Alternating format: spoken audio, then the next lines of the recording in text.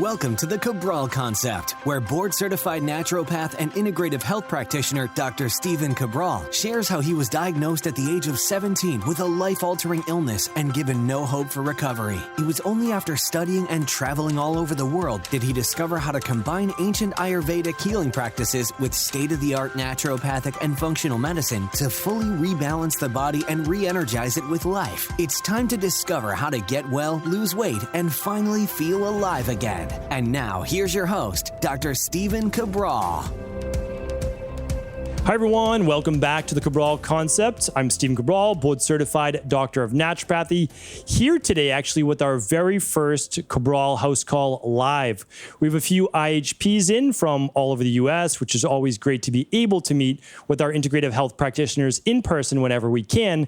And so today's house calls are actually going to be dedicated to their questions plus 2 additional questions that I have for you. So pretty excited about this. Those will, of course, be anonymous. We want to keep everybody here anonymous on the show, first names only. And what I'm going to do, instead of them reading them, they've actually written them down for me. So we're going to go through those 4 questions. But if you're new to the show, what we do here is we answer all wellness, weight loss, anti-aging based questions to make sure that people at least have a good first place to get started. So often when we're on our health-based journey or weight loss-based journey, the hardest part is just getting started. We don't know what lab to run. We don't even know that we can run labs at home. We don't know if there's a protocol, if we should just use 1 supplement, 2 supplements. Do we eat better? What diet plan do we follow? So my goal here on these weekend shows is to be able to take your questions and hopefully break them down to more of a foundational thinking pattern, which allows you to look at underlying root causes. Because a lot of times the questions that we ask are more surface level. They're great. They need to be answered, but they're not going to help you actually get well or lose the weight at a deeper level. So there's a lot of diet plans out there right now that will help you lose the weight, but you're not going to keep it off for more than maybe 2 or 3 months. And I'm sure you probably experienced that yourself. So when you gain the weight back, what are you supposed to do, right? Do you go back to that same plan? Well, you know it is only going to work for 2 to 3 months, but oftentimes that's really all that you have. So the goal here is to say there's nothing wrong with those shorter term plans as long as you actually have something to follow up with in order to be able to maintain the results.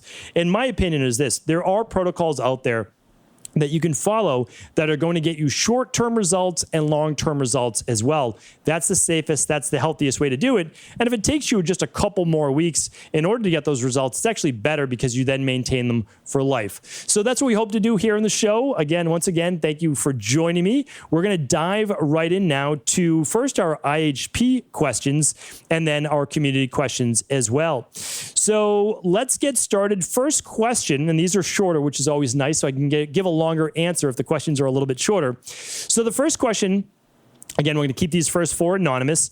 For how long should we be taking foundational supplements like the omega-3s, B vitamins, adrenal soothe, daily fruit and vegetable blend, daily nutritional support, etc., after the initial 4-month time frame? So it's a great question, and usually the 4-month comes from that I let people know that your red blood cells have completely turned over after about 120 days. So it's kind of weighted.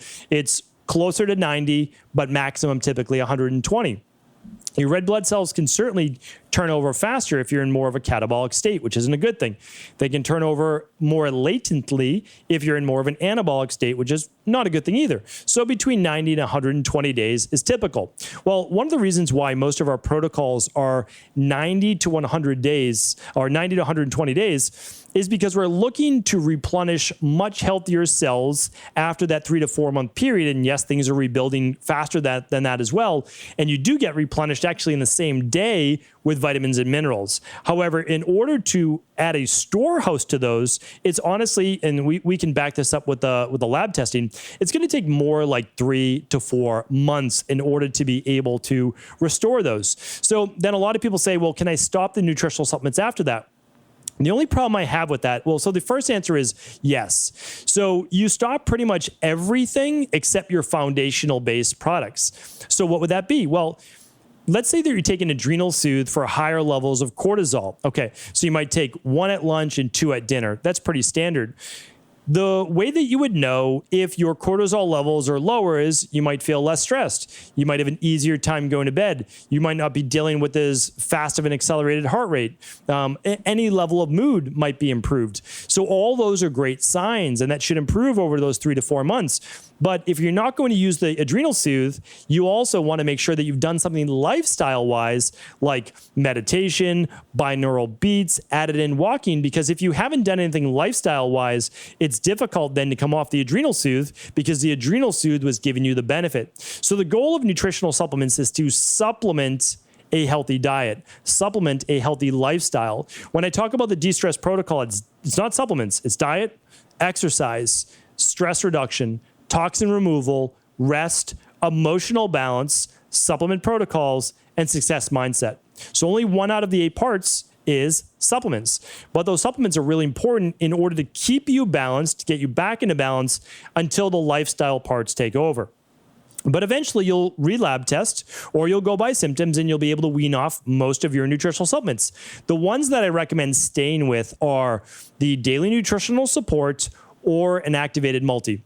Because I can tell you from lab testing, most people are going to be low in some of their B vitamins or calcium or magnesium or something like that without adding a little bit of support.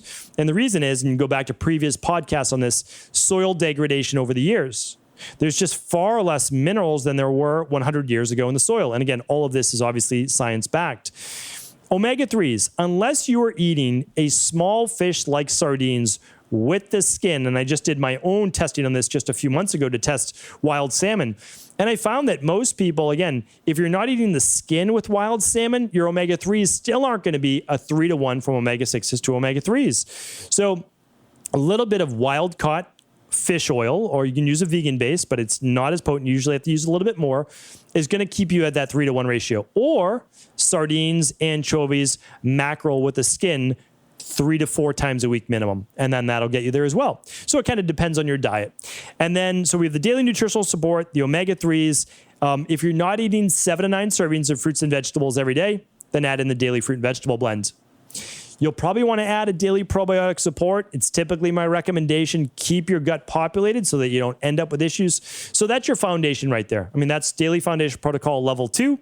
And if you add the digestive enzymes to help you break down your food to an even greater degree, that's daily foundational protocol level 3. That's what I do on a daily basis. I also add the immunity protocol, but of course, that's your option as well. That's vitamin D, zinc, and vitamin C on a daily basis. That's what I maintain with. But of course, it's always your choice. And the formulas I recommend are over at equi.life. That's EQUI.LIFE. All right, great question. Anonymous, a second anonymous is the functional medicine detox on selective serotonin reuptake inhibitors, basically antidepressants, not recommended? If not, what can we do moving forward? Okay, so one thing I always have to state on the Cabral Concept podcast is we can't give you any medical-based advice. So when we start talking about antidepressants as a medication, well, I can't give you what to do, what not to do based on medication. The issues with selective serotonin reuptake inhibitors is typically you have to be careful taking tryptophan, 5-HTP, because tryptophan gets essentially assimilated into 5-hydroxytryptophan, and you have to be careful with taking typically vitamin B6. So that can allow, if you take those things, tryptophan, 5-HTP, or a lot of B6, like 100 milligrams or more, what can happen is basically get serotonin poisoning, and you have too much free-floating serotonin in the blood, and that causes some serious issues. But on our functional medicine detox, we are not giving any tryptophan, 5-HTP, or more than 25 to 50 milligrams of B6 per day. So I can't tell you what to do, but I can tell you that we have many people on antidepressants using the functional medicine detox with great results. However, whenever you have a medical question, it's advised you ask your medical doctor. All right, next question is, can I do the CBO protocol and a fecal transplant? Any benefit doing both? Well, so whenever people are looking for my advice on fecal transplants, I look at fecal transplants as conventional medicine. So you use conventional medicine without a doubt when needed. So you use conventional medicine if it's in a life-saving situation. That's my opinion. Your blood pressure is 160 over 120. You have pneumonia. You have an issue that could cause mortality, right? That's a really important time to use conventional medicine. You have a staph infection, okay, we're taking antibiotics, right? So there's a time and place for medication, no doubt about it. I would never say there isn't. Fecal transplant is basically medication, right? You're taking a stool sample, you're taking the bacteria from another human being, typically family. So, because remember, your DNA is contained inside of that fecal sample, and then you're transplanting that to yourself. So the issue is this, is that could you get to the root cause before doing something like a fecal transplant? I'm not against a fecal transplant, but what I'm saying is if you've never tested for parasites, if you've never tested for H. pylori, if you've never tested for SIBO, small intestinal bacterial overgrowth, or Candida overgrowth, and you've never gone through a Candida protocol or the CBO protocol or parasites or H. pylori, do that first before you get to the fecal transplant. Fecal transplant is no going back, right? When you have knee surgery, you don't get to come back from knee surgery. You don't get to say, I didn't mean to do that. When you take antibiotics, you can't say, I didn't mean to take the antibiotics. And they may destroy your good bacteria. They may destroy your mitochondria, right? Which happens a lot in Lyme disease. And when you take a fecal transplant, well, you're now putting someone else's typically innate bacteria into your body. And there's actually been all sorts of different, at least at this point, anecdotal studies where people's mood changes, where their demeanor changes. And it's interesting because we know scientifically that there's something called the gut-brain axis. So in my opinion, you could do a fecal transplant if you've already done the steps before that and you still didn't get the results you were looking for. All right? All right, next question, little sip of water. This one is, again, a nice quick one, which is always great. What would be the consequences of a lack of bile production? Okay, so a lack of bile production is serious for two reasons. One is if it's building up in your gallbladder, well, let's say there's three reasons. The bile is beginning to harden, and it can cause something called bile or stones inside of the gallbladder stones. The problem is that these could rupture the gallbladder. This could back up the actual ducts from the gallbladder to the liver, and this can cause serious health-based conditions. So that's the biggest issue. The second one is that bile is meant to meet the hydrochloric acid mixed with the food that moves from the pyloric valve, I should say the gastric valve, that's moving out of the stomach to the duodenum, which is the first part of the small intestine. Now, when that lower pH food comes into the small intestine, it's meant to be met now with bile. And that bile has a higher pH. When a higher pH meets a lower pH, it's like the volcano from science class that you probably did back in 8th grade. There's an eruption. Well, that eruption actually helps you to break down fats especially. So it's called fat emulsification. If that doesn't happen, you don't properly absorb your fats. So sometimes when you're having a bowel movement, you can actually, it seems a little greasy or a little oily in the toilet. That can be a lack of bile or fat absorption. Really important. You might need some fat digestive enzymes, like daily digestive enzymes, something like that. But honestly, you want to make sure that your bile is flowing.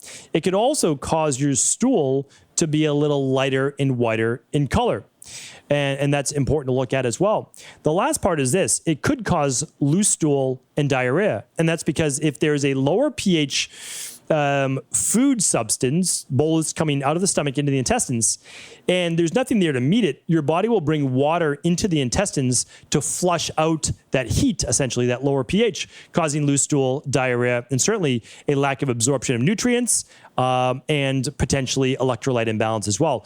Really, really important. Let me give you one more. Bile is one of the main ways to get toxins out of the body. So we're talking about a functional medicine detox. We're talking about getting rid of heavy metals and molds and all these things from your bloodstream. Well, it actually, for the most part, goes into that bile. The bile gets dumped in the intestines. The intestines then excretes it out of the body as fecal matter. So bile is extremely important to detoxing the body and keeping the body healthy, not just for digestion. All right, great questions there. Now, we're going to answer two of our community's questions from you. This one came in on May 11th. This show is actually debuting on July 10th. So again, about 8 weeks behind here. to get into your questions. This one's from Lauren. Lauren says, hi, Dr. Cabral. I'm writing in with 2 questions. I received my food sensitivity test, and I was surprised to see that green tea, mushrooms, and a few other foods I've been incorporating have been showing up. I'd taken the test a few years back, and none of these foods showed up. My coach did mention that some foods eaten more frequently may show up, and I'm wondering the science behind this. Is this an inflammatory response? Wondering your perspective. Second question, recently completed the Big 5 labs and have completed the 14-day functional medicine detox, Parasite Protocol, and I'm on to the Heavy Metal Detox, among other supplements recommended to balance out my hormones, thyroid, and gut dysbiosis. Though there were no parasites detected, I have an anal itch for the past 8 months and have had very low libido along with recurring UTI and yeast infection symptoms. Have had a negative for 2 parasite tests.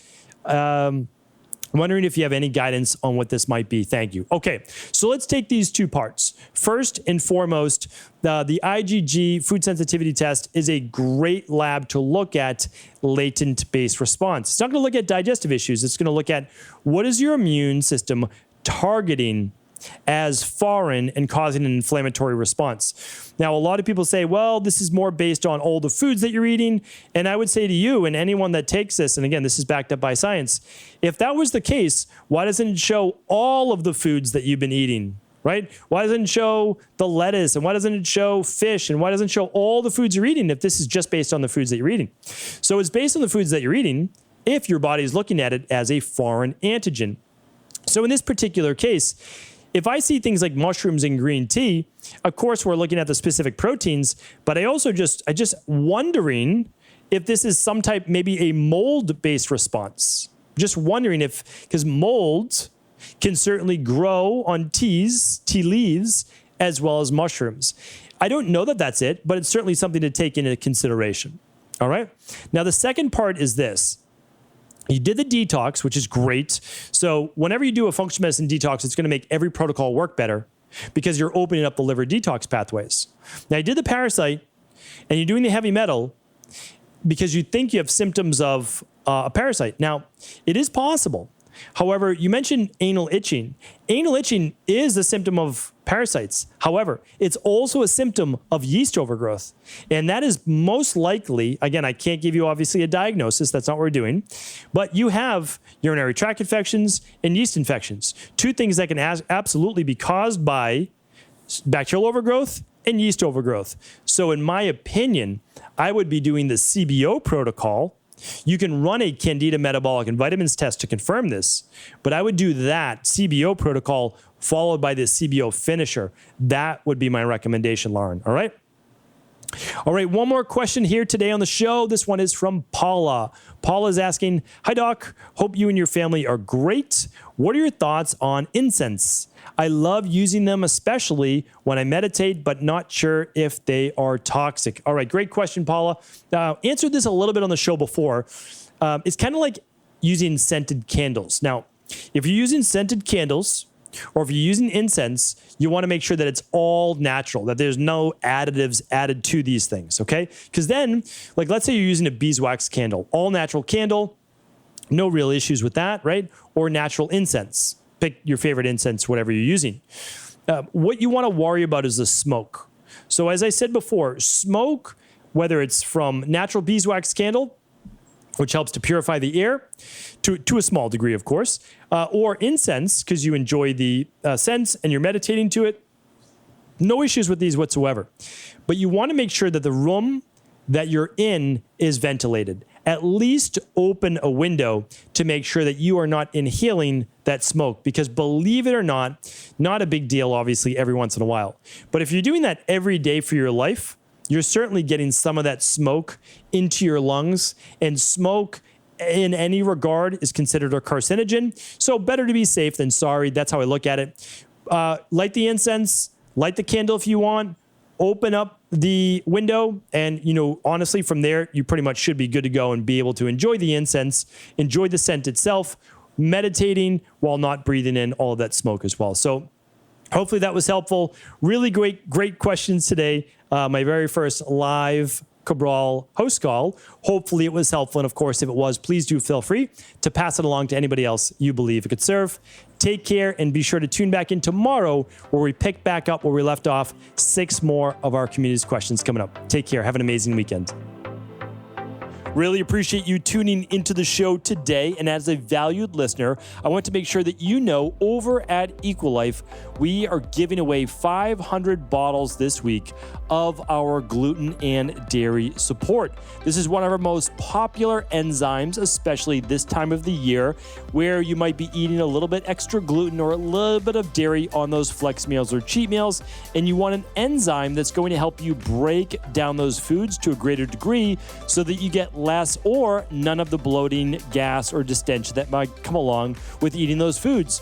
Plus, this is the perfect enzyme to help you digest beans and other plant-based proteins, since there's an extra enzyme in there called xylanase. This is the product you are looking for outdoor barbecues, fun with friends, or maybe some outdoor cheats, or again, if you've been sneaking a little bit more gluten and dairy into your diet. It's the perfect enzyme to pair with the daily digestive enzyme and can add that much more support when you're eating beans, plant-based proteins, dairy, or gluten. Take advantage of this complimentary offer, your free bottle while supplies last, over at equa.life with qualifying orders. Head on over to equi.life for your free bottle of gluten and dairy support.